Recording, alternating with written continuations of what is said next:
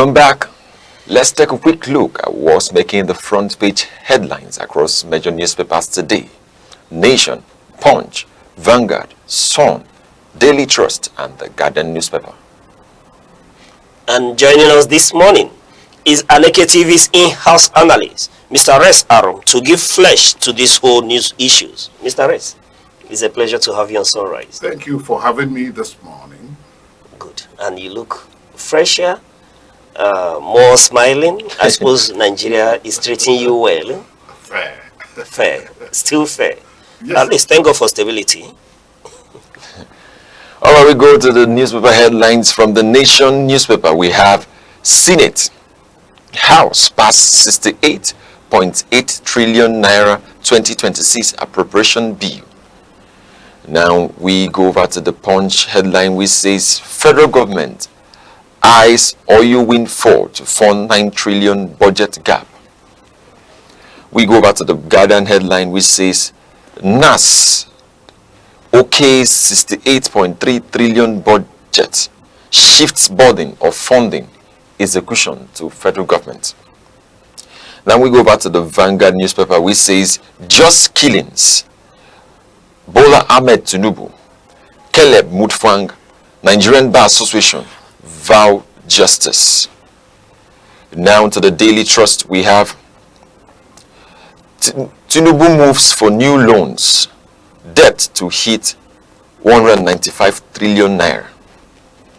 Now in the Daily Sun, we have experts raise alarm as NAS approves 9 trillion increase in 2026 budget, fresh $6.9 billion loan.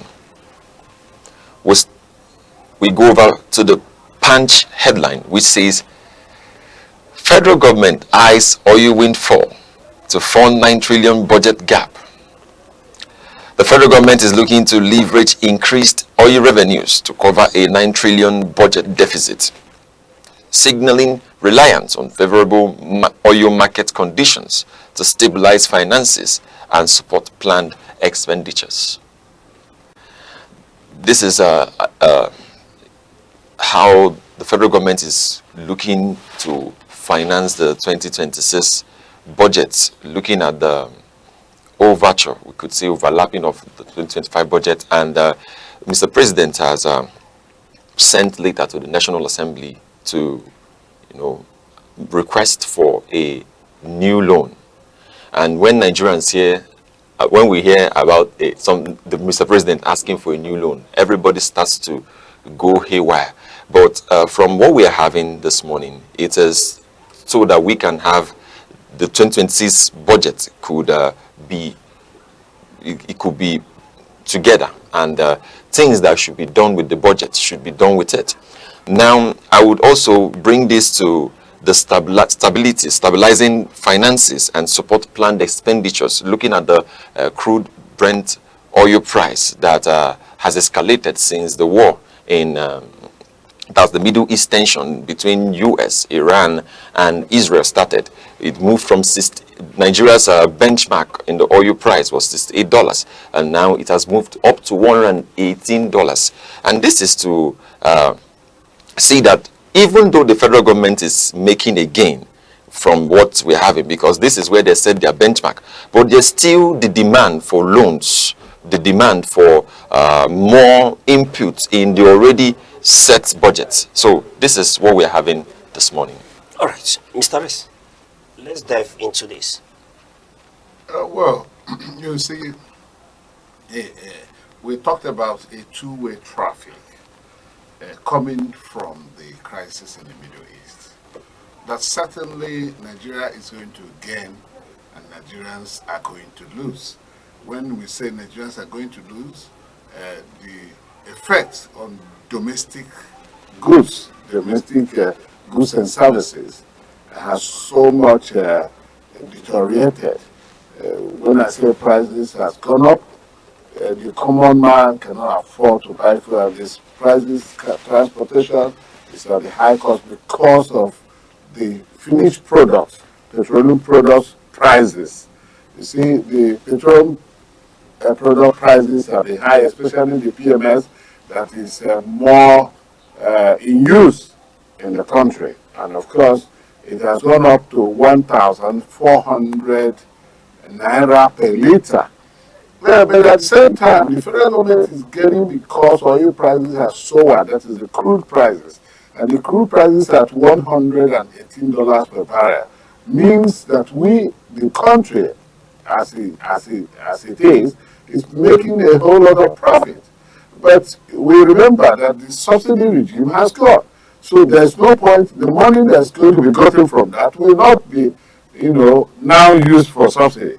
Instead, federal government intends to, put that or plow that back into development, which of course they anticipated that or the budget deficit, from 2025 that was overlapped, that it has to be used in ensuring the budget deficit. Remember that now that we are going into more debts, that is to say, because you already, during your headline, you said it is expected that the total debts, Nigerian debts, would have risen to 195 trillion. And you know what it means. 195 trillion is quite a huge sum of money. And of course, the domestic debt is about 81 trillion or thereabout, over 81 trillion, the domestic debt. And the foreign debt is over $48 billion.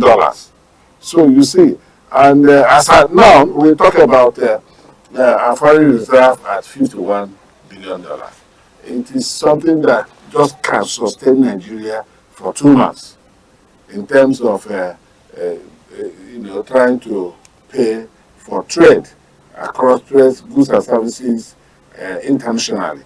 So the tendency is that the Nigerian masses may indirectly begin to gain from the excess crude fund that is coming as a result of $118 per barrel.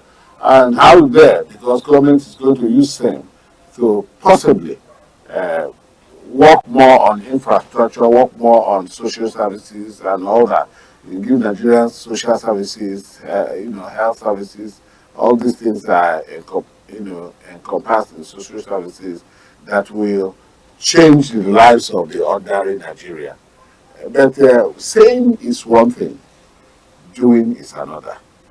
The National Assembly on its own, you see, Nigeria, the federal government came for a loan of $6 billion. Honestly, people are wagging their mouths. People are tongue lashing the government of the Federation for hurriedly going for loans or going for loans, persistently going for loans, which has, of course, pushed up our debt burden. And debt management in Nigeria is taking over 60% to 70% of our annual budget. Debt servicing. Debt servicing is not easy. That is why the budgets are not performing. That's why the budget is, the last year's budget is about 41%, which is below par. At the moment, it is just a P. The last point of pass, it's just a P. So it has not done even beyond the average. It has not even gone beyond it. It has not even gone to the level of average, let alone going beyond average. So what are we saying? We are saying that the economy is, of course, in a tight corner. The economy of the country is in a tight corner by such a borrowing. But worst of it all is that the National Assembly, the Senate, approved the letter from the presidency for the $6 billion budget within 4 hours. It is not done. It is not done in a legislative process. But we are beginning to see a rubber stamp assembly. And so says even the opposition. Members of the opposition, Atiku Abubakar, Obi, Kwankwaso, and many other financial experts were of the opinion that it does not speak well of the government of Nigeria. It does not speak well of a balanced legislative assembly for them to grant a 6 billion loan within 4 hours. We are talking about 4 hours. It did not even last a day, which means that it is now a rubber stamp kind of legislature where anything goes. There's no interrogation. There's no scrutiny. There was no time to look at where this money is. Of course, they said that about 1 billion, they think Apapa Wharf. And 1 billion of that fund is part of the loan that's going to be used for the rehabilitation. So, and why is it 1 billion when the contract is about $746 million? So, these are all the problems associated with just getting loan. And of course, although government has said, say this one thing, doing this another. Let us hope that the government will effectively implement the purpose for which they have taken, they are going to take this loan from. And the IMF has said that low incomes, countries are facing a lot of problems in terms of taking loans. That is the LICs. All right.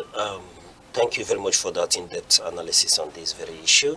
I would anchor on the point from based on the loan, the budget appropriation, where the National Assembly has gone ahead to approve for Mr. President. And listening to Mr. President, he said that this is to ensure fiscal transparency. And you rightly pointed out that it will be shared into projects that will see to the welfare of the people, which is paramount for me. However, when we look at this issue critically, one begins to look at what are the items that the government is focusing on, where this extra will be plugged into. Just yesterday we were speaking to the numbers, several billions amounting to 2-point-something trillion that was approved to the military, which is not part of the statutory allocation to the military that is said to be special intervention fund. Now, when we take a look at this appropriation bill that has been speedily passed by the National Assembly, what are the line-to-line items that this money will be plugged into to improve the welfare of the people? These are the questions. Because when you interrogate this special intervention fund that is said not to be statutory allocation, you may be forced to ask questions that there are a whole lot of homogeneous amount that is unaccounted for, that is plunged into unidentified projects as well. That is going to be plunged into. That is going to be. These things are budgets. Sometimes the budget fundings are not effectively done. So when you have a budget, you budget, but based on your income, based on the realization of your income, because of the fact that you have already pegged the budget at $68 per barrel. That is the expectation of where you're going to get the funding from. So that is exactly why it is so. You're getting the funding from your source of income. And when you get funding from your source of income, it is when you realize these monies that you now talk about how you're going to use it. That is why most often, sometimes, these monies are not realized. For instance, if the Middle East crisis is not there, there won't be any expectation of a 9 trillion yes, to come. But it is based on the fact that the oil prices are so skyrocketed. And sometimes when you pay that 68, you might go down to 60, and then you begin to have deficit upon deficit as you go on. So But at the same time, you are right in interrogating or questioning what are the things, enumerated things that government intends to use these monies for. Well, we have to now begin to talk about the budget. Budget is made of the recurrent and the capital expenditure. It's only when you come to the current expenditure which has to do with the government spendings, the salaries, the overheads, the grants to agencies, ministries, and parastatals, Then you now come back to the actual projects which government intends to put money into. That is, for instance, electricity, for instance, health, for instance, sometimes communication. You talk about launching a new communication satellite into the orbit and working towards its workability and all that. And so many other capital roads, the road constructions that are ongoing, you keep budgeting because these roads are not finished in just 1 year budget. So you keep budgeting, allotting money to those roads as they are ongoing. There are roads that started, so many years, about 10 years ago in Nigeria, yet they are not finished. All right. Thank you for that in-depth analysis and insight into this issue. But the point I'm making is to, like you just pointed out, to government being able to implement this budget to the letter. I have no issue with this increment, in budget. I have no issue with the numbers. Where I have issues are over time. Like I always say, we do not have issue with policies and good planning and budgeting, but the issue is always implementation, which is why I was, referring to that revelation yesterday about 2 point something trillion unbudgeted money that is said to be special intervention to the armed forces and paramilitary. Where the money come from, we cannot specifically say because it is not budgeted for, is not in the statutory allocation that is approved for the armed forces. But somebody is approving this fund in the name of special intervention to the military and paramilitary, running since 2023 to date, dispatched in tranches of 100 billion naira.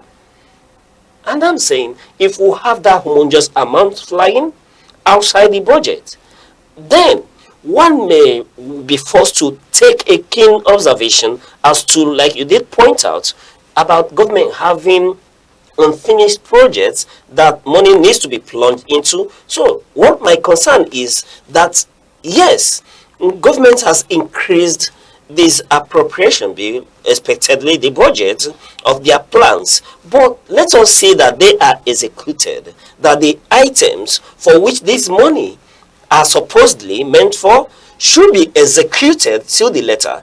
And then it's become heartwarming that a budget that was benched on $64 per barrel, now what's the price of Brent crude in the market? Above $100 US. So it's a windfall. Then government coming ahead to see that this money is, plunged into somewhere is commendable. But looking at the speediness with which this appropriation was speedily passed by the National Assembly, from where the budget was to the addition we are seeing, they moved the budget to 68.32 trillion naira from 58.18 trillion naira, and then it was passed speedily to 68.32 trillion. And then when one goes further to interrogate the issue, you see that the actual amount the executive did submit to the National Assembly was 67.3 trillion, but what was approved was 68.32 trillion, having roughly an additional of 1 trillion naira. And then, okay. Yeah, you see, when you are going for a budget, it is not as if it is not cast on stone that whatever the executive sends to the National Assembly is such that we approve. The National Assembly deems, if it deems it expedient to cut what has been forwarded, they will cut. If they deem it expedient to increase what has been forwarded, they have a committee on budgeting who which looks at what the government must have submitted, and then after a review, they might go, suggest to the National Assembly, the plenary, for either an increase or a decrease of the budget. And that is exactly what they have That's done. exactly what has happened So here. that is the extra they have done. And they have their reasons for doing all Of course, the National Assembly, in their wisdom, always have their reasoning. But I wish and I hope that is not anchored on the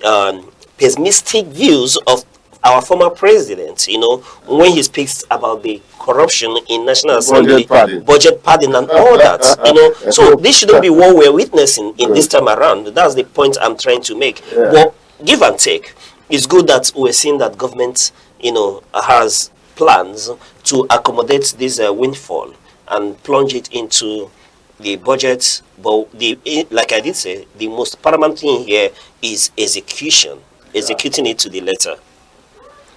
All right, we go over to the Daily Sun. We go to the Daily Sun newspaper where we have the El Rufai story. El Rufai returns to ICPC detention as court adjourns bail ruling. El Rufai returns to ICPC detention as court adjourns bail ruling. Former Kaduna State Governor Nasser El Rufai has been returned to the custody of Independent Corrupt Practices and Other Related Offences Commission (ICPC) after a court session ended without a decision on his bail application.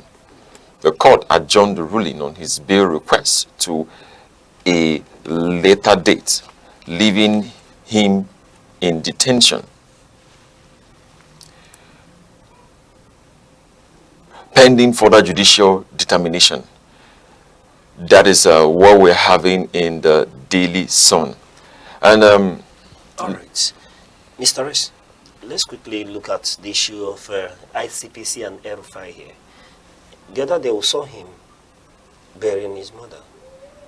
Do we say that he was allowed to go on sympathy grounds? Yes, of course, on compassionate ground, he was released for the burial of his mother. Of course, the mother died in faraway Cairo, and the corpse was taken down here, and because of that humane disposition in humans, it was given that thought to release him so that he'll be able to bury the mother. And of course he did, and they went back to detention. They took him back to detention pending the ruling on his bail. And today, the court is going to hear it today, as we are talking. They should be in court at this time. There are chances he could be given bail today or not. So he also went to court against the magistrate who signed warrants to search his house in Abuja. Of course, he has since withdrawn his counsel, his lawyer, withdrew that aspect from the aspect of the magistrate, because that magistrate is not identified yet, so they had to withdraw the case against him. So, and the court granted same. So until the ICPC, of course, we were earlier thinking that ICPC should have taken him to court earlier. They didn't, but at the end of the day, they now took him to court. And let us see what it's going to be like. Some of the cases against him was his allowance, what he took as severance, which should be within 20 million. But they found that it's 208 something million, and that's what they are querying. And of course, other issues that has to do with when he was the administrator, that is the governor of Kaduna State, and some of his activities there. The ICPC is looking at if there are, or believing that there are corrupt practices which he should defend himself on. And if he's found guilty, certainly they may send him to jail, to court, to prison. But if he's found not guilty, he will be discharged and acquitted. But there was one thing we have been thinking over the months since his arrest. Let us not see El-Rufai being, you know, intimidated and made to, because he has been unequivocal, he's speaking about some of the maladies of this administration, and there's been a face-off between him and the administration leadership, which had hitherto been good until the administration came into power. And when the National Assembly rejected his nomination as a minister, he felt there's an underhand from the leadership, and of course he left because the interest is no longer protected. Yeah, but you know, the point here is standing on the rule of law. You know, looking at this whole issue is continued incarceration or detention, to use the word. I bet the fact that he's been taken to court, one may think that if ICPC on compassionate ground could release him to go and bury the mother, they should equally, on self-recognition, grant him bail to pursue his case. This is not a capital offense. Here we may attribute it to criminal and civil jurisprudence here. And this is an eminent citizen, which is why over time we've spoken to the government not being seen to be witch-hunting political opponents. So I'm asking this morning, shouldn't ICPC, that has on compassionate ground allowed, let him go to bury his mother, grant him bail on self-recognition rather than the continued detention or incarceration? Well, you see, we are now talking about compassion. We are now hinging it on sentiment now. So it is based on sentimental issues that they were releasing for the burial of the mother. But for the provisions of the law, he should be in detention. So does any part of the law give the provision to allow him go bury his mother? If that's sentiment. It did not. It did not allow. It is at the discretion of the ICPC. And it's still at the discretion of ICPC to release him on self-recognition. At this discretion. So it is not upon us to determine. It is not upon us to determine whether ICPC will act based on their discretion to either release him or not to release him. Okay. You know, there are rumors emerging. I bet the father who do not know how far this is, that there seems to be a coercion for him to capitulate politically and go into some agreement, either not to go against the administration. So the continued detention of Malam El-Rufai will be seen to be a political witch hunt or politically motivated. Which is subtle coercion, trying to make him to go back and rescind his words and his pledge and position politically. It is possible. It is possible it could be done. This is exactly a part of the instruments of politics and governance. All right, go back to the Daily Trust, where we're having Tinubu moves for new loans. Debt to hit 195 trillion naira.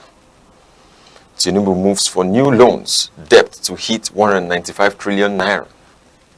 The federal government is seeking additional borrowing, which could push Nigeria's total debt to 195 trillion naira, raising concerns over rising debt levels and fiscal sustainability. The federal government is looking for, seeking for another loan, which could give us this humongous amount of debt and the amount we're going to service in debt. Not talking about the other day, Mr. President was in UK for the 746 million euro deal. And now we're having this new loan from the international community. I think like I said before, when we hear about loans, we are all pushed. Everyone is like, "What is it again?" And the previous administration had roughly 77 to 87 trillion loans. Like the loan that they borrowed was about 77 to 87 trillion loan, and now we're having almost a double of it as an administration in just 4 years.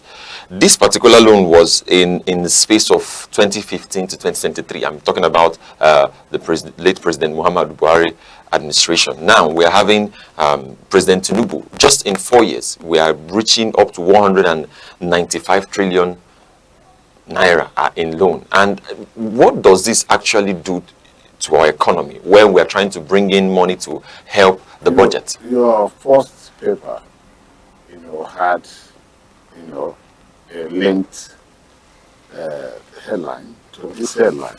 So this headline is all about the federal government 6 billion loan, which of course went to the National Assembly, $6 billion. Yes. Well, we are not talking about naira this time. $6 billion loan he applied for at the National Assembly. So, and that's exactly what I was saying. Taking loan is important in a developing economy, but using the loan to effectively take the country to another level is another thing. And Nigeria, with all the attendant factors associated with loan taking and usage and implementing of policies, it has not been well with us. We have always had problems implementing many of our projects, our policies. So taking just such a huge sum of money, well, certainly they said it's going to go into this, and so on and so forth. But I do not know if these loans were part of the 68 trillion budget. If these loans were part of the 68 trillion budget or additionals, if they come, because the loan has not been taken, it has only applied for the approval, then you go in and begin to negotiate for the loan through the agency, the organizations that are giving out this money, either the World Bank, International Monetary Fund, African Development Bank, as the case may be, the Paris and the Paris Club, the English Club, and so on. So he has not taken the loan, but he has applied for the loan. And of course, the loan has been approved. And now, the question I ask, if the loan has been included in the 68 trillion budget, if it is not, it means he will still have to come for a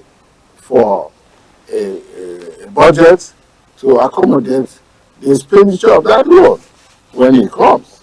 So, taking loan is one thing, but it is becoming hard because people are saying that there's a mortgage of Nigerians, Nigerians are being mortgaged for debts, good debts, which might tell negatively on them in future.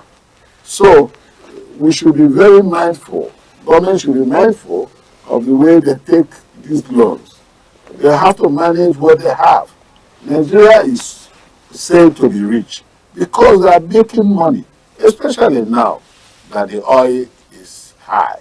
And of course, if we go into a solid mineral, we'll begin to make even more money. They make money from crude, they make money from LNG, they make money from other solid minerals, although not effectively being regulated. So by the time we sit down to regulate the solid mineral sector in such a way that it will of course bring more money, and if we go back into agriculture, then we will make as much money as possible, especially from palm groundnut, cocoa, and so on. So Nigeria is rich. So why are we taking all these loans? And these loans, we do not see the loans working. Because I expect that when we take these humongous sums, we'll begin to have electricity.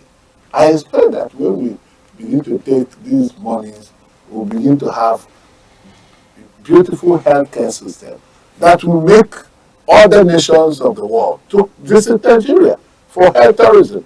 But we are not seeing them. So what happens to this money? All right, that's quite apt. But where I anchor on is the fact that, economists tell us that there's nothing wrong in borrowing. It depends on what you're borrowing for.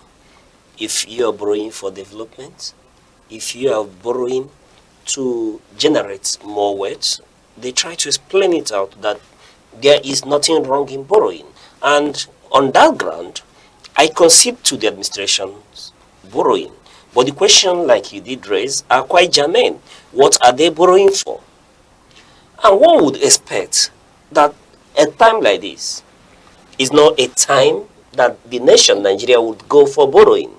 We are having a windfall. We hinged our budgets on $64 per barrel of crude oil. And here, crude is selling as high as 110 US dollars per barrel and above. 180. Yes, and above. Now, we are going for more loan. The question you raised, Jermaine, one expects to see tremendous improvement given the number of loans that we've taken since the life of this administration and the ones before this administration.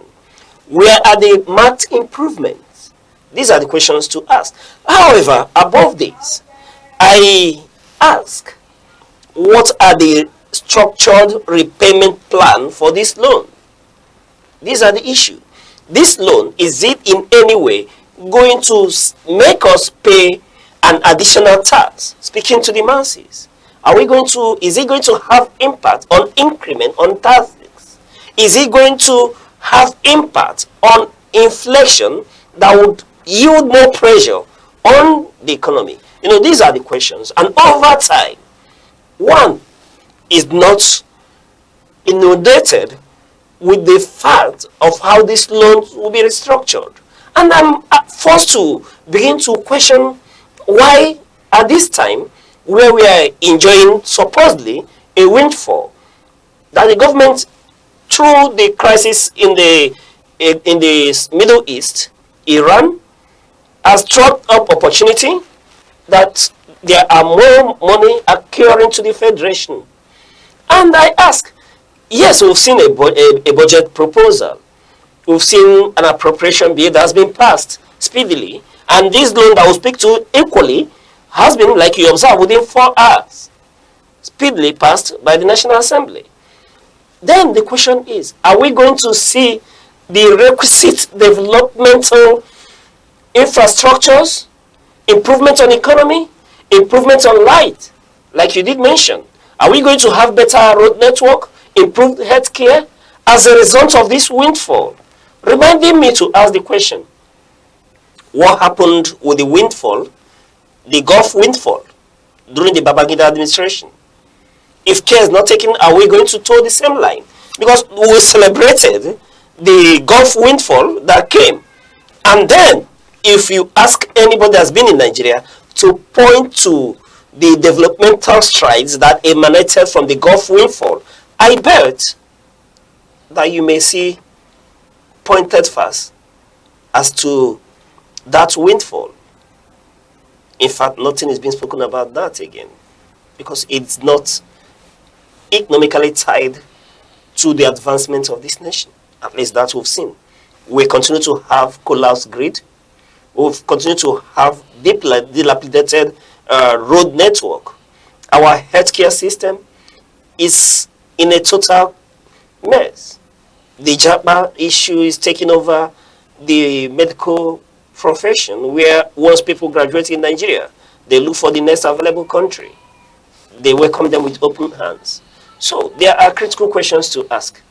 And this timing, when we look at these loans, comedians have a way of making jokes that if care is not taken, then we may begin to see that those who are indebted to, perhaps Chinese, may want to begin to change our names, and the rest may begin to answer Res Lee as a result of the debt that Nigeria has into. So, but that's on a lighter note. But give or take, these debts, these loans that will go into should be tied into developmental projects that will benefit even children yet unborn.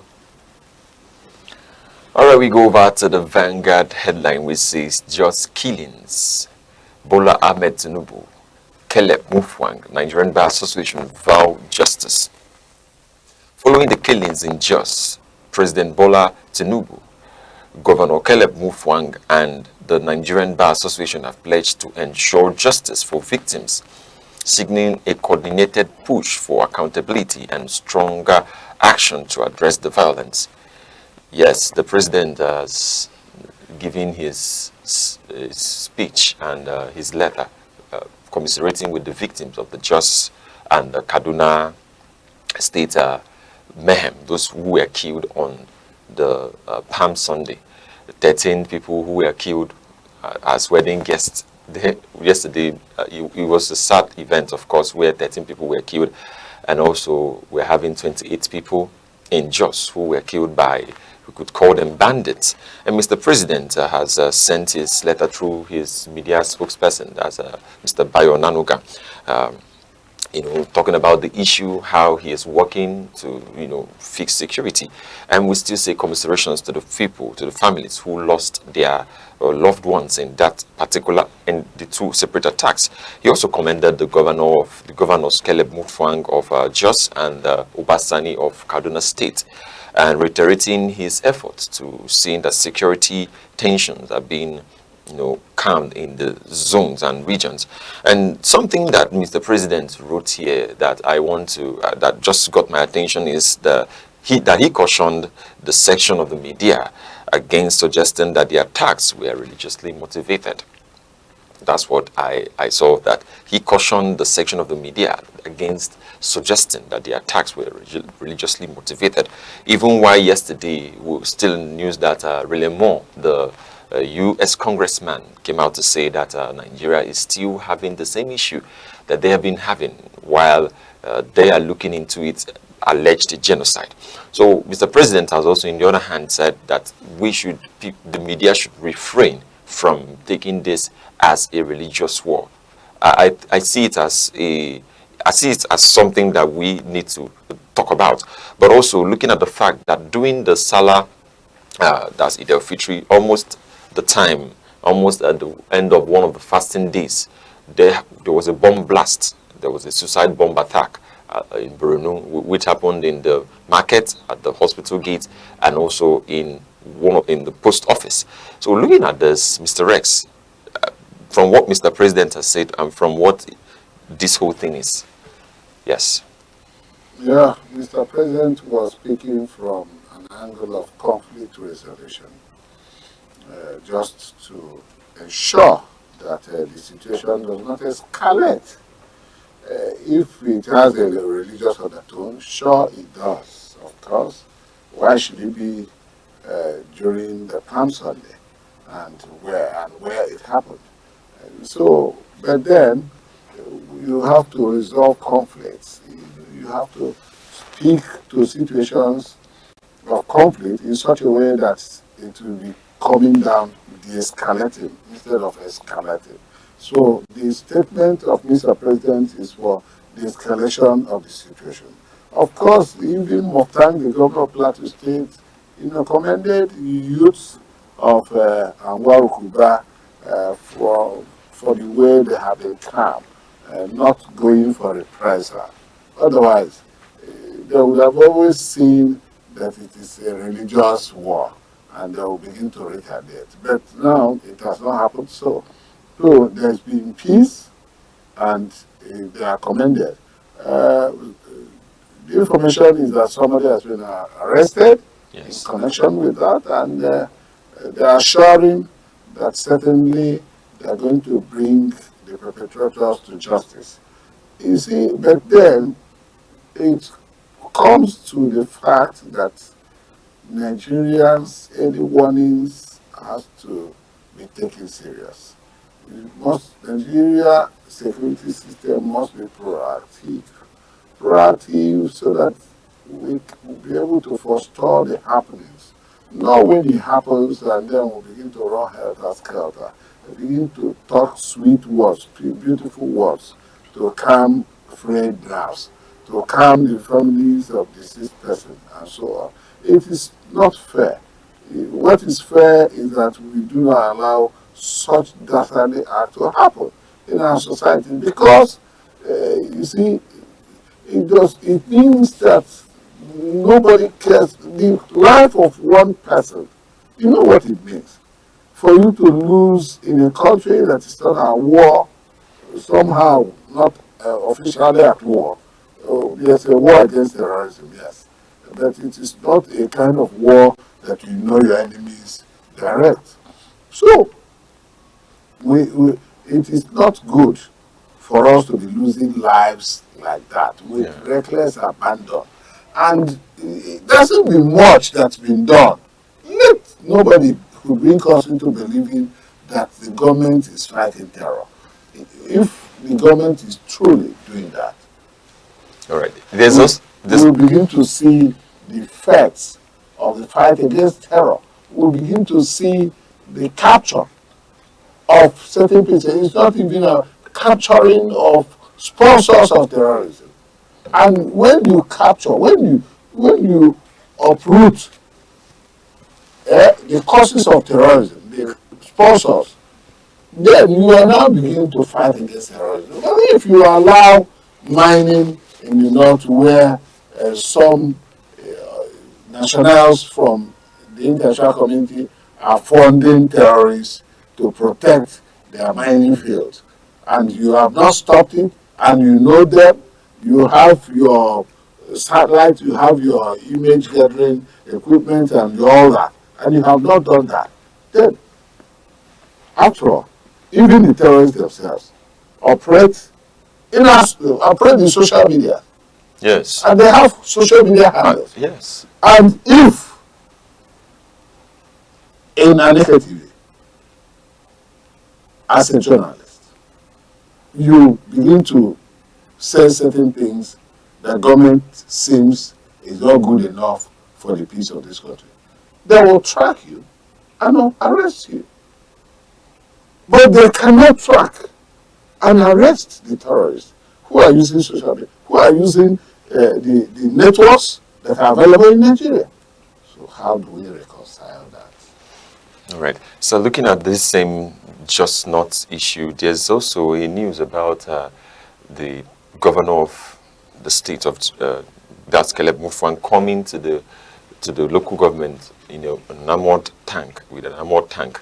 Now, a lot of people across the social media, it has generated a heated argument. Why would the governor come there? Celebrities have been reacting. Why will he be there? Why will he drive towards why will he come with an armored vehicle? What is it, or what is actually happening? So I'm still asking, how do you see that, sir? Well, it is something that depicts security. When you come with an armored tank, it depicts security. He too is human. His life is not hung in heaven. If the terrorists come around, and of course he will die. If the security agencies that are around him could also lose their lives if care is not taken. So he's only trying to exhibit that security will be there for them. But the tank he came with, is he stationed in such places? Where are the tanks in Nigeria? You see, station the tanks everywhere and allow the security agencies to man them. Then use intel to begin to look for where the terrorists and their movements and how they are going. What is the tank? These terrorists have done improvised explosive devices, IEDs, that could mangle those tanks. What is in those tanks?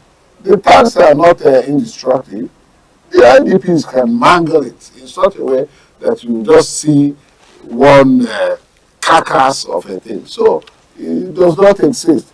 Coming with tanks does not exist. That's exactly why some people are, of course, lambasting the use of tanks to come to the place of defense, because it does not show you that completely that security has been provided. Coming with tank, there is security, of course, but it does not show that you are providing security. So what you should do is to think about how to mobilize security agencies and local vigilantes in such a way that the environment will be secured.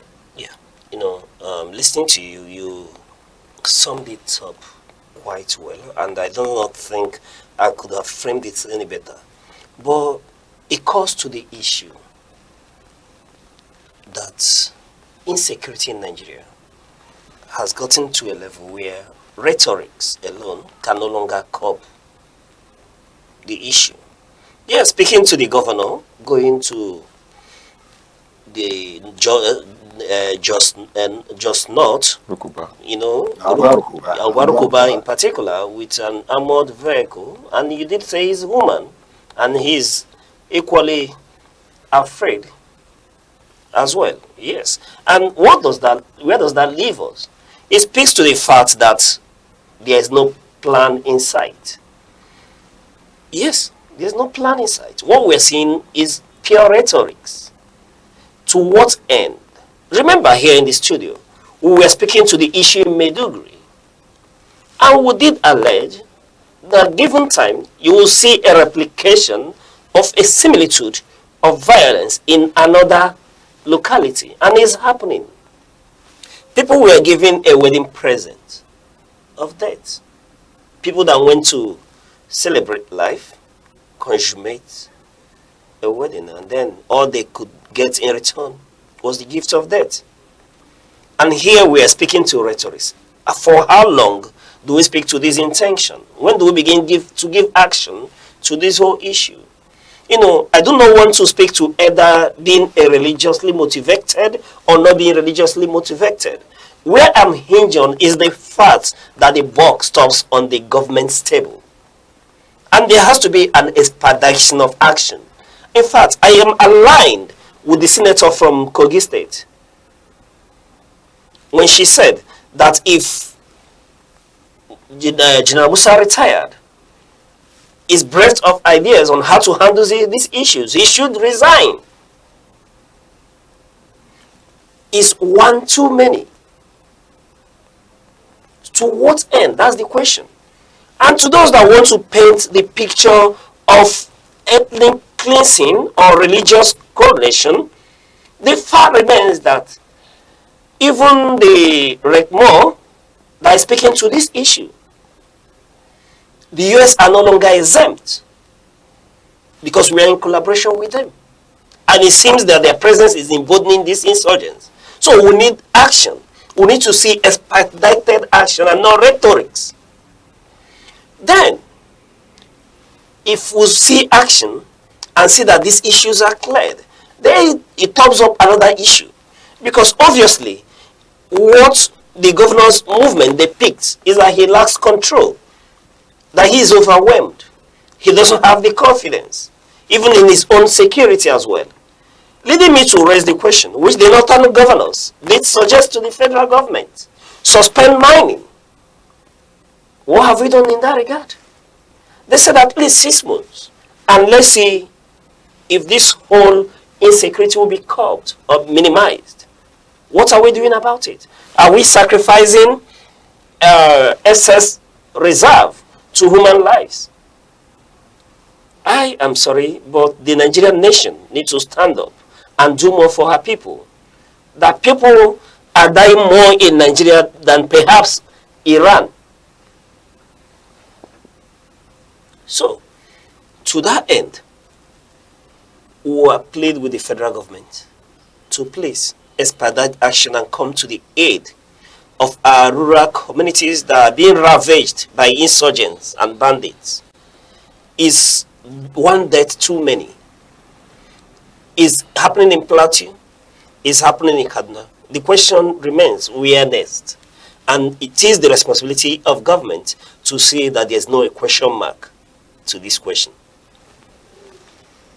All right, thank you very much for that. We go on a short break.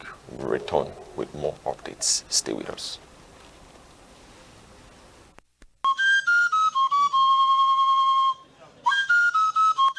From the tiniest cells to the farthest galaxies, life holds secrets we are only beginning to uncover. Why are we here? What connects us all? What unseen forces shape our destiny?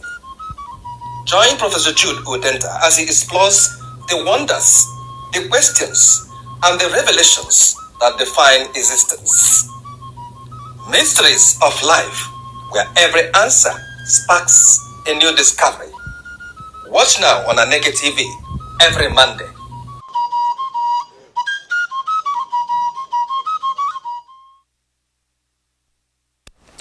All right, welcome back. Still on Sunrise here on Aneke TV. All right. Now moving on to other issues. Information reaching us is that there is escalating violence in Eastern Cape, South Africa, where protests and protesters touched down foreign-owned vehicles and buildings in response to the controversial coronation of an Igbo traditional leader as local king, organized by the Nigerian Igbo community to have Eze Igbo in South Africa. As well, in East London, as well, there are particularly tensions arising from the said installation of an Igwendi Igbo na East London. Mr. Rez, we are seeing escalation of violence as a result of our brethren in these places, South Africa, East London, wanting to install Igwendi Igbo in these places. You see, it is, the problems are ongoing in the UK and, of course, in South Africa. Last year, it was in Ghana. Yes. And you see, our people, with our knack for cultural promotion, traditional studies and promotion, wherever they are, is going to attract problems that, tend to be criticized across board. You see, the Igbos want to become traditional rulers outside their own domain, which means they have become part and parcel of those areas. They are not members of that country unless they have naturalized. And if you have a section of the Igbos naturalized with their own land, with their own section, with their own village and towns, that is where now they can now begin to, under the provisions of the law, to have traditional rulers. But here, they do not have such situations, and they want to still have their traditional rulers. Because the Igbos believe so much in cultural, traditional fanfare. They want to do the same thing that they should have done if they were to be in Nigeria, with their natural place of existence before going to other places. Igbos are everywhere, every part of the world. Anywhere you go and do not see an Igbo man, it means that place is not fruitful. That place has nothing to offer. Because the Igbo man wants to go to any place, open a place. Even in Nigeria, the Igbos are everywhere in Nigeria, no matter the situation. Even in Meduguri, where these insurgencies of Sokoto, wherever, they are there. The Igbos are there doing their, plying their trade. So, but going to become traditional rulers at various places, and where the communities, the indigenous communities, are looking at you as people who have just migrated into their land. What do you intend to tell them? So, well, in that of South Africa, the situation has come. People, the vehicles, buildings of non-South Africans, they did not even restrict it to Igbos alone. because sometimes what they do, they do not know whether you are Igbo or Ghana, anywhere, that they destroy these things. We remember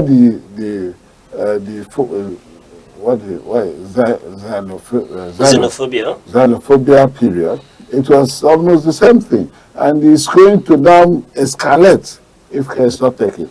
The Nigerian High Commission there has already advised the Igbos and Nigerians in South Africa to stay clear of any of these cultural and traditional ceremonies that will begin to elicit problems among them and the South Africans. So, Igbos generally, a lot of East London, they already saw it happen in Ghana, it has happened in South Africa, it's happening there, and now that the other places too, the young people should be able to. Right there in Malaysia, they have Ezenibo in Malaysia and all that. I don't know what is actually causing all these things for the Igbo persons. Whenever they go and make a little money, they want to speak that.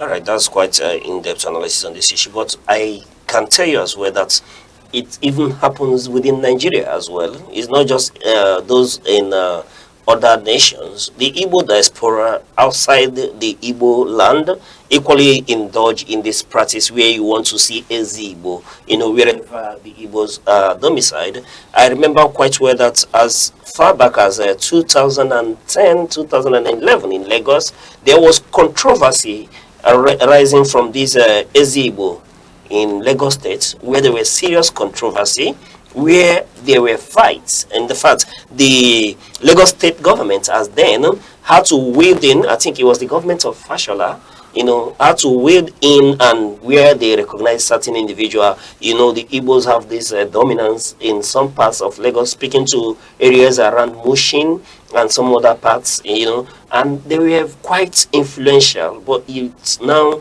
instead of extolling the beauty of the Igbo culture and tradition, there became an infighting amongst Igbo brothers. And in Kano as well, I witnessed similar thing in Kano, where there was infighting between who will become, it was rotational amongst the states, the Igbo states in Kano.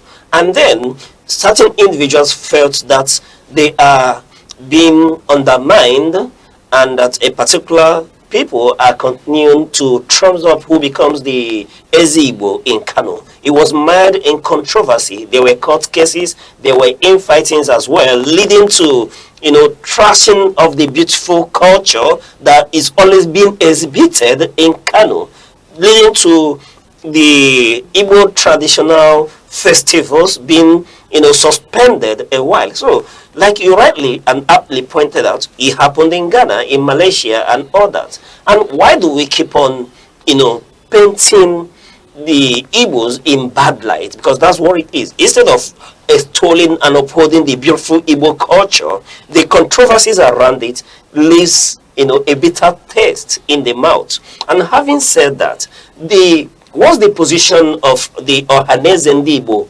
worldwide on this issue? And they are not aligned to it at all. They've come out publicly on a number of occasions to speak to this issue, that you cannot have an Ezigbo outside the Igbo land. And I think the traditional rulers of the Igbo land are equally aligned to that. So why would people continue to want to, usurp powers, want to bear titles that would lie in controversy and plunge and dent the image of the Igbo nation? This should not be allowed to continue. In fact, the High Commission in South Africa should see to it that this issue is handled so that to limit further escalation. And you can imagine the situation in East London as well. So, Areze has advised that outside the Igbo land, that you can have Onyendu and not Ezigbo in these places. A leader. Onyendu is a leader. And that should be what's obtainable. And you rightly pointed out, it's high time our people begin to hem themselves in, especially when they arrive at this sudden wealth, to begin to want to use it, because this is the issue here. You will see new money trying to tell old money that they've arrived and they want to be the new sheriff in town, being the AZ and all that. You know, I've cited the issue in Lagos. It has happened in Kano, and Maiduguri is not exempt. If you go to Kaduna, we've had similar situation, and it's been taken outside Nigeria. So the Igbo diaspora, please, needs to come together and say to it that we will no longer continue to paint the Igbo tradition and the Igbo nation in bad taste and in bad light. All right, that's where we are calling it off here on the Sunrise Newspaper Edition. Remember, you can go out and grab your favorite copy of the new newspaper and follow it across all social media platforms. And up next is the business or sports update.